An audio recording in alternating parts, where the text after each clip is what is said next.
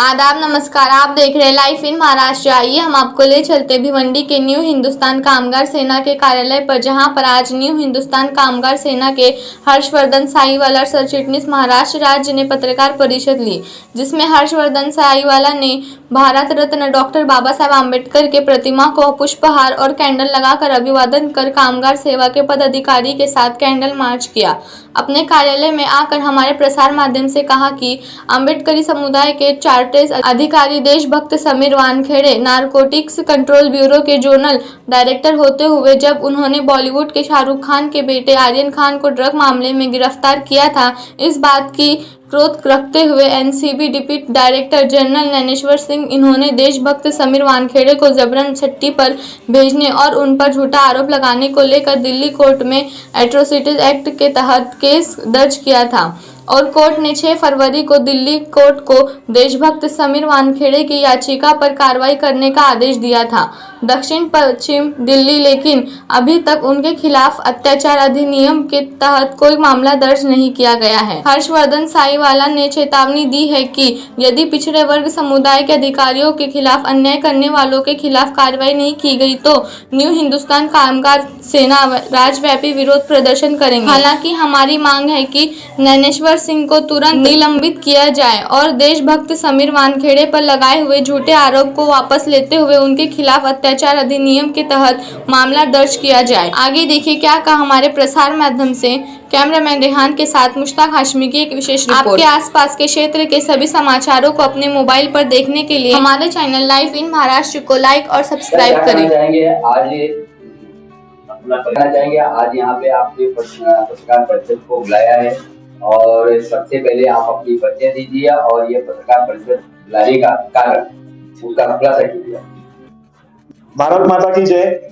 मैं हर्षवर्धन साईवाला, शिवसेना प्रणीत न्यू हिंदुस्तान कामगार सेना सरचिटनीस महाराष्ट्र राज्य। मुझ पे आदरणीय हिंदू हृदय सम्राट बाला साहब ठाकरे और धर्मवीर आनंद जी के साथ के आशीर्वाद है और उन्हीं के संस्कारों पे हम चल रहे हैं।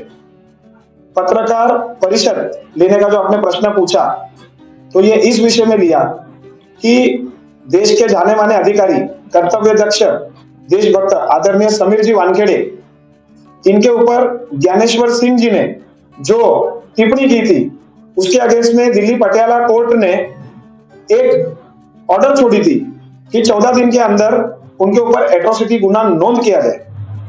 आज कर्तव्य दक्ष समीर वानखेड़े जी अम्बेडकरवादी होने के कारण, हमारे समाज के होने के कारण, अगर उनके ऊपर शाहरुख खान के केस को लेके सभी केस में एक अम्बेडकरवादी का गला दबाया जाए तो ये गलत बात है। हमारे दलित बांधवों में, अम्बेडकरवादी बांधवों में आज भय का वातावरण फैला हुआ है कि आज एक अधिकारी को नहीं बख्श रहे तो हमारे जैसों का क्या, कल हमारे कत्लेआम हो जाएंगे, हमको रास्ते पे मारा जाएगा। इस चीज के वजह से एट्रोसिटी गुना ये ज्ञानेश्वर सिंह पे होना चाहिए, उसकी एफआईआर दर्ज होनी चाहिए और उनका निलंबन करके पूरे हिंदुस्तान के दलित समाज को न्याय दिलाने का काम ये केंद्र सरकार के आदरणीय नरेंद्र मोदी जी से और महाराष्ट्र के मुख्यमंत्री आदरणीय एकनाथ जी शिंदे से हम विनती करने वाले, उस विषय में हमने पत्रकार परिषद बुलाई। आप समीर वानखेड़े जी का जो पक्ष ले रहे हो, क्या आपके वो रिलेटिव है? हम ये जानना चाहते हैं कि हम पत्रकार परिषद का आपका मेन मकसद क्या है? मकसद हमारा ये है, रिश्तेदारी की बात रही तो हाँ, समीर वानखेड़े जी है वो हर एक देशभक्त के भाई है, क्योंकि वो भारत माता के सुपुत्र है और वही भारत माता के हम भी बच्चे हैं, तो उस नाते से वो हमारे बड़े भाई हुए।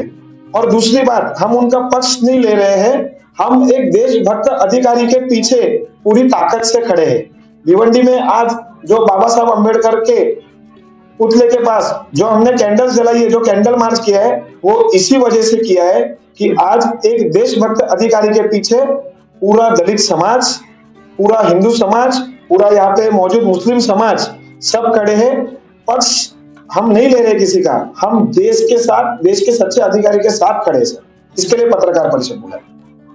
आप हमारे प्रसार माध्यम से जनता के लिए क्या आह्वान करना चाहते? मैं जनता को यह आह्वान करना चाहूंगा कि हमने पिक्चर के हीरो देखे हैं, हमने कोई इंस्टा के हीरो देखे, लेकिन जो देश के लिए दिन रात लड़ रहा है, जो देश के लिए डट रहा है, जो ड्रग्स और सभी नशीली पदार्थों के सेवन करने वालों को सुधार रहा है, जो नशेड़ी लोगों को बचा रहा है, जो नशे के चीजें बेच रहे हैं, उनको जो सजा दे रहा है, वो अधिकारी सच में अपने युवाओं को बचा के देश को ताकतवर कर रहे हैं।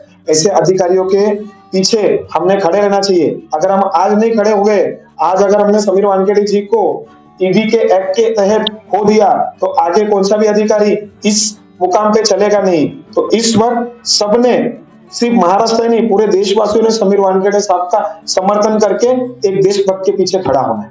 हमारे आंदोलन की पोजीशन ऐसी है, मैं खुद भिवंडी से हूँ, इसलिए आज भिवंडी में डॉक्टर बाबा साहब अम्बेडकर के यहाँ पे जो हमने मोमबत्ती जलाई है, उसकी मशाल पूरे महाराष्ट्र में प्रज्वलित होगी और उस मशाल की आग से पूरा दलित समाज एक होगा।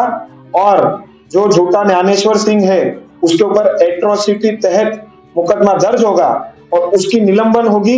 यही हमारी पोजीशन है, यही हमारी एक्शन है और पूरे महाराष्ट्र में इसके परिणाम आने वाले हफ्ते भर में आप सभी को देखने मिलेंगे। अगर ये आपकी मांग अगर न पूरी हुई तो आपका अगला कदम क्या?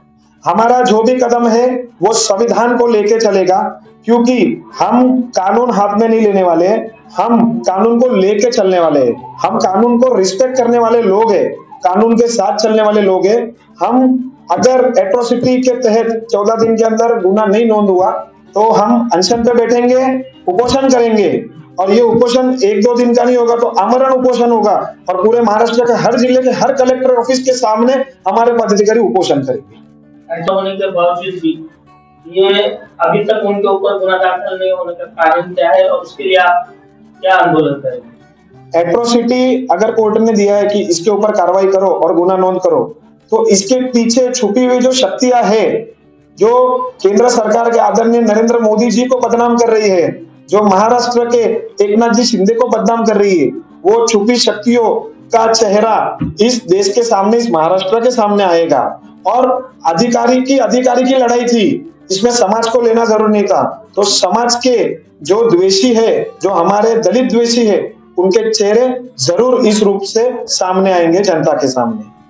हमारे देश के सच्चे देशभक्त आदरणीय समीर जी वानखेड़े साहब, जो हमारे भाई है, देश के देशभक्त है, मतलब हमारे भाई हो गए, और उनको जो गलत मुकदमे में फंसाया गया है ईडी ने, उनके लिए हम रास्ते पे आ जाएंगे और हम कानून कायदा हाथ में नहीं लेंगे। और इसके लिए हम इस महाराष्ट्र राज्य के मुख्यमंत्री आदरणीय एकनाथ जी शिंदे साहब और इस देश के प्रधानमंत्री जी मोदी जी साहब, उनको हम मिलके ये बात बोलने वाले हैं। और हमको पूरा भरोसा है और विश्वास है कि महाराष्ट्र राज्य सरकार और देश की भारत सरकार उनको न्याय दिलाने में हमारी मदद करेगी और हमको पूरा भरोसा है और यकीन है कि देशभक्त के साथ में पूरे देश हमारे साथ रहेगा। ये मामले में ईडी को लेकर के आपका नजरिया कैसा है? ईडी को लेके मेरा नजरिया ऐसा है कि आर्यन खान ड्रग केस, जो एक नशेड़ी था, उसने जो नशा किया था, उसके अंदर समीर वानखेड़े साहब ने उसको अरेस्ट किया था, जो कि कायदे कानून में बैठता है। उसके बाद में उसके पिताजी ने, जो एक छोटा सा एक्टर है, उसने केस की थी कि इन्होंने मेरे से कुछ रिश्वत ली है। तो पहली बात तो यह है कि रिश्वत लेने वाले पे गुना नोंद होता है, लेकिन अभी तक ये बात सामने नहीं आई कि रिश्वत देने वाला भी गुनहगार होता है। न्याय प्रणाली में लिखा हुआ है, तो रिश्वत देने वाले पे अभी तक गुना क्यों नहीं नोंद हुआ? दूसरी बात, जो केस सीबीआई के पास है, जो हाईकोर्ट में चीजें चल रही है, जिनकी तारीखें चल रही है, पूरी तारीखों पे पूरी चीजें चल रही है, तो सीबीआई की केस ईडी के पास कैसे गई? ईडी के पास वो ट्रांसफर कैसे हुई? क्या न्याय प्रणाली में इसके घटक है कि सीबीआई वाले ईडी को केस दे रहे हैं या ईडी देश चला रहा है? ऐसा हमारा प्रश्न है आपसे।